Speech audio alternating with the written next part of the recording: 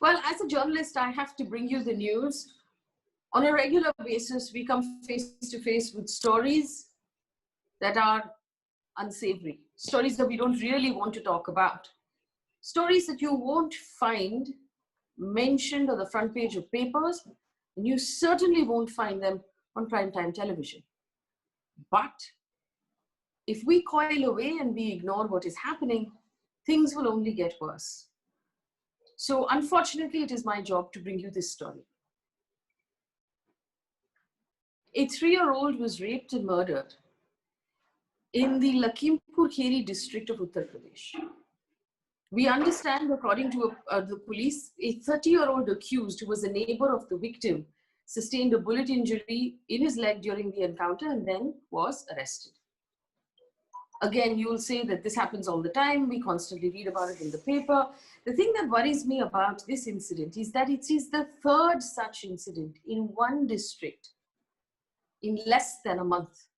On the 14th of August, a 13-year-old girl was raped before she was murdered.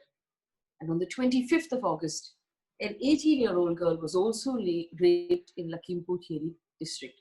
Now, there was some debate on whether she was 18 or she was 17, but as far as I'm concerned, a 17 or an 18-year-old is still a child. Why is it that the children are being raped and murdered, specifically in one district in Uttar Pradesh? Where are we failing? Where is the police failing? And where is the government failing? To help me understand what's going on, I have Sharat Pradhan, who's a senior journalist based out of Lucknow, who's covered Uttar Pradesh and the politics and the policing of Uttar Pradesh for decades. He's the strongest voice I respect the most out of Uttar Pradesh. Mr. Vikram Singh, former DGP of Uttar Pradesh as well. I welcome both of you to this conversation and thank you for your time. Mr. Pradhan, you first. I know that before we have any conversation, you spend a lot of time actually digging out the details. What can you tell us about what's happening in Lakhimpur Kheri district? Well, it is a sad story of at the moment it has happened in Lakhimpur Kheri, and the same malaise is there in other districts as well. And that's the reason it is for the moment, it is 3 rapes and murders in just one district of the 75 district Uttar Pradesh, and in a span of just 20 days. But let me tell you, I think the basic problem lies, as far as the police is concerned. Of course, Mr. Vikram Singh will give you a better account. But what my perception is that, down the line, there is so much corruption in the police that they become absolutely incorrigible. They think that nothing moves without money. And the bottom line is money. They don't think in any other terms. And the problem is because when a cop joins the police, he shells out money to get recruited. And in the past few years, the recruitments have been made with extremely poor training. Forgive me for interrupting you, Mr. Pradhan. You're saying that basically people feel that if they rape and murder a 3-year-old, they can get away with it because the police is corrupt. Is that the connection between the corruption of the police and why this child is dead? Yeah, for all you know, the father of a poor rape victim, will not be able to lodge a report. That's the trouble. They will not register a case. In most, these are the cases which get reported for one reason or the other. Either there is some pressure from the media, or there is pressure from somebody manages to use his contacts. Otherwise, in the routine, to get a case registered in any police station, including that of the state capital, Lucknow, unless you shell out money or you exercise some influence, you cannot get a case registered. It's very unfortunate, but that's the harsh reality. And the trouble is that it is not just the cops at the lower levels. This travels from the top. There may be few honest, upright officers, like we have seen the likes of Mr. Vikram Singh. And at the moment also, the tragedy is at the moment, the person who's heading the UP police force, the Director General Police, is reputed to be a very upright, honest officer. And he felt so helpless. Yesterday, he issued a statement and a directive to his junior officers, telling them that if you had pulled up your socks, the crime could have been under better control. Now, this is a statement of a Director General of Police who feels helpless because his hands are tied. Okay. He is So, controlled. The appointments are made at the political level. I'm sure Mr. Vikram Singh will bear out with me. There, a Director General Police doesn't have the freedom to appoint district police chiefs. And it is so difficult. A senior police officer, serving officer was telling me that if today I am asked to handpick 10 or 15 honest, upright, efficient superintendents of police, I will not be able to do so. This is the tragedy. Mr. Vikram Singh is with us, former DGP Uttar Pradesh. Mr. Singh, good evening and thank you for speaking with me. Do you agree it's the corruption of the police that's causing this? Because a 3-year-old child being raped and murdered and discarded like she was nothing, in 3 such cases in 20 days in one district, would suggest that there's something wrong in this specific district. What Good evening, Faye, and good evening, Mr. Sharat. I would react in a manner with the greatest of respect to my dear friend, Mr. Sharatji, who has decades of experience behind him. Corruption was always there, even pre-independence days, and corruption was there all along. But corruption that impacted police efficiency crept in 25 years ago. Corruption was there, something like it was indiscernible. That kind of a corruption was there. But today the corruption is such that what even the IPS and IAS officers don't have, station officers and chowki in charges and head constables have, they have Fortuner cars and they have bungalows in Noida and hill stations. That is the level of corruption. And if that be the corruption, we were supposed to be frugal and as poor as church mice. We are not supposed to be driving Fortuner cars. We were born in rented accommodation and we died in rented accommodation. It was supposed to be very honorable to be frugal. But today, comes at the cost of efficiency. If you were to ask me, Faye, in my first posting, who were the bad characters in my area of 5 police stations, I can rattle off their hobbies, I can rattle off their likes, dislikes, and the weaknesses. Today, if you ask any police officer, it's like a class teacher who does not know her students' names, what to talk of the weaknesses of the students. I have no criminal intelligence whatsoever because my focus and priorities are elsewhere. How to get hold of plots that are disputed, how to play in the stock market. Policing is an art and science, and it is a 24/7. I have to get to somebody's jugulars, and my terror and my name should spell terror in the name of the underworld. And if that is not happening, because I have flaws in my character, and corruption is one of them. The second being that I am absolutely a non-professional. I do not know. And if I'm a non-professional and I'm able to survive in a sensitive posting, whether it is Kheri or anywhere, what is the reason that I am able to appease the politician friends, people who matter in the decision making? And how do I do it? I do it with money. I do it with some other manners. Mr. Singh, what does that have to do with the death and the rape of children? The loose policing, when the noose around the criminal does not happen, the criminal does not know. I have never felt helpless in my life, Faye.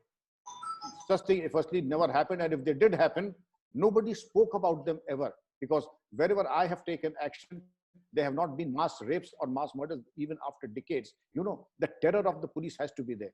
The way that the law will catch up. The law will see to it that you are behind bars. And the fact remains that if I'm not able to ensure that fear of law, the fault lies with me, not in the laws, not in the ecosystem. The fact remains that I'm absolutely a good-for-nothing police officer, unable to implement the rule of law in my charge, unable to apprehend the culprits, give them the fear of God. And last but not the least, Faye, pick up the conviction rates. You will find that in the last 7 years, the conviction rates have gone down abysmally low. If I have 2 lakhs in my pocket, I can get away with murder. That is the ground reality, unfortunately. Well, I'm just going to ask my team to share a news article on the screen, and this is relevant to the conversation that we're having. It has to do with crime against women being reported from the state of Uttar Pradesh specifically. Now, before the audience starts to get angsty and say, what about Goa? What about these smaller states? Remember, Uttar Pradesh is the largest state in the country. And so when you're comparing it to Goa, you have to compare the number of people as well.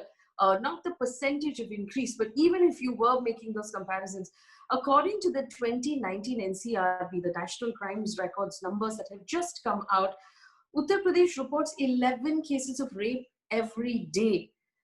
There is a 20% increase in the number of rapes being reported from 2016 to 2019. And it just seems as if this is sort of getting out of hand, and the government and the police no longer have control over it. Mr. Pradhan, this is one of the things that the government of Uttar Pradesh, the current Mr. Adityanath's government in Uttar Pradesh came into power, promising safety for women. They also brought in a Romeo squad that they said will bring down harassment on the streets, what is normally called eve teasing. But it seems from the numbers that we're looking at that things have only gotten worse.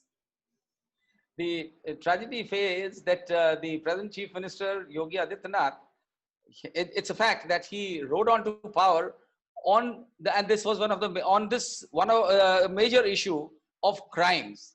And he claimed that he promised that he would be able to transform the state from a crime-ridden one to a crime-free state. Because the BJP had run a huge campaign, and it was partly true also that there was much more crime during the previous regime under the Samajwadi Party. But after that, Yogi Adityanath went into these, I don't know who was his advisor, that he only went into these gimmicks like anti-Romeo squads and, running after slaughterhouses. These anti-Romeo squads eventually became a big joke, because all that the cops seemed to be doing was to catch any young couple sitting anywhere in a park or in any public place. There were even cases of brothers, sisters being hauled up. Why the hell a boy and a girl seen together was seen as a case of Romeo, and this is all that the police did. Eventually, the people who had the eve teasers went scot-free. Nothing happened to them. Finally, there was so much criticism that the anti-Romeo squads, I don't know what happened to them. But what was more serious were the crimes against women. Rapes continued to rise, and it didn't bother him. The problem, I think, is a lot of the time, Yogi Adityanath believes in remaining in denial mode. If anything, he doesn't like to hear any kind of dissent. The moment he believes that, if he claims that everything is hunky-dory, jolly well be hunky-dory. So, and when the truth is brought before him, he refuses to believe it. He says, no, crime has come down. You show him the figures, he won't accept the figures. So that is the reason. And the bureaucrats who've been advising him, let me tell you, a very interesting point I would like to raise here.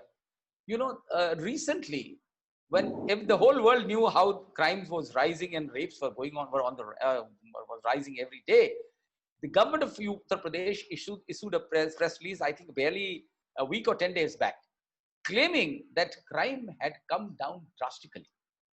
And what they did, how the fudging was done, the comparisons that were made were very, very selective. They handpicked the years, let's say, like 2012 was compared with 2020. Nothing in between was talked about. 2014 was brought in comparison with 20. Wherever selectively, in order to first, it is like putting the cart before the horse, and picking up only such figures where they could establish that crime had actually come down. And it was widely carried by all, let's say the better about how things are managed in the media. So all the papers lapped it up. So, and next morning, I'm sure the Chief Minister must have been so happy to read everywhere that crime has actually come down. So that's the reason he remains in denial mode. And if you are in denial mode, you will never be able to find a solution to the problem. Let me put up another article about the NCRB data, and this is an article from January 2020 when some data had come out, the 2018 data had come out. At that point, the police actually, rubbished the data and said, the DGP OP Singh had said that Uttar Pradesh has the largest population, and so crime figures will naturally be higher than any other state. He said, we've taken several measures to check crime. Our emergency helpline is closely monitored. And we're also reviving the beat constable system to establish a rapport between common man and police. But this is what the 2018 numbers basically said. They said that there were 4,322 rapes reported in 2018, which means 12 taking place every day. It had recorded 59,445 crimes against women, 162 reported every day. 144 minor girls were raped in 2018 and 139 in 2017. Mr. Vikram Singh, this is from January when the DGP OP Singh said, no, we're taking measures. But obviously those measures have not been taken, or they're not adequate. Faye, may I submit with the greatest of respect to my learned colleagues that this, if it is the correct registration, rape registration, I would always rate do not exceed 40% of the real cases. 60% go unregistered. One. Number two, this is a very lame kind of an excuse that we are promoting beat constabulary, beat system, information system. 16 records in every police station in the country are devoted only to crime, and which is referring to the robust basic policing. Active list, wanted list, gunda list, teasers, property register, crime registers, history sheets, section board. I could go on and on. The robust policing would mean that the moment a person is known, the Romeo squad is actually treating the symptom that the person already has graduated and started indulging in predation.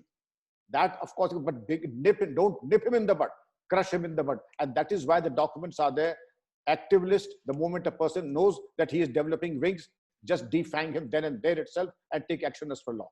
But if I'm obsessed with how to get and maintain and get extra money or extra perks, better postings, cultivate politicians, then I would not be doing the basic and robust policing. I've asked Mr. Sharat Pradhan, when was the last inspection that happened? If the inspections do not happen, how will the records be updated? If the records are not updated, where is my criminal intelligence? In the absence of criminal intelligence, a police officer has his eye, he is blindfolded, his hands are tied behind the back. He is absolutely blissfully unaware who the criminals are and where are they going to attack. Therefore, you may have 20 anti-Romeo squads, but the end product would be zero if not negative. So, Faye, this is a very disconcerting trend that the robust policing and the basic policing has gone to the dogs. We are only obsessed in window dressing, like window dressing, as Sharat had said, to fudge the records and fudge the statistics. That is not going to, we can fool some of the people all the time and all the people some of them. We can't fool all the people all the time.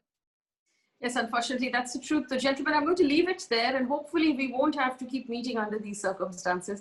And we can talk very soon about the fact that crime is actually going down. Because at the end of the day, viewers, the reason why I felt it was important for us to talk about this is we have to be mindful of the fact that these are not stray incidents, that there is a reason why crime rates spike. It has to do with corruption.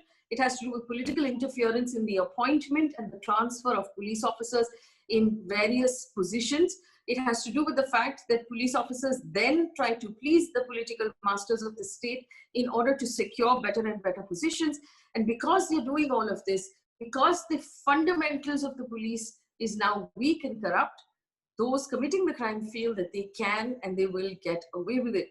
Then, of course, even if someone is arrested, there is that whole other can of worms of forensic evidence, of the prosecution, and how tough or strong that is in the legal system as well. So as civil society, as citizens of this country, we have to be aware when these things are happening so that we can be more vocal when we go into the next election. That is where I come in. That's where my job is. So I will keep bringing you these stories. Thanks for watching.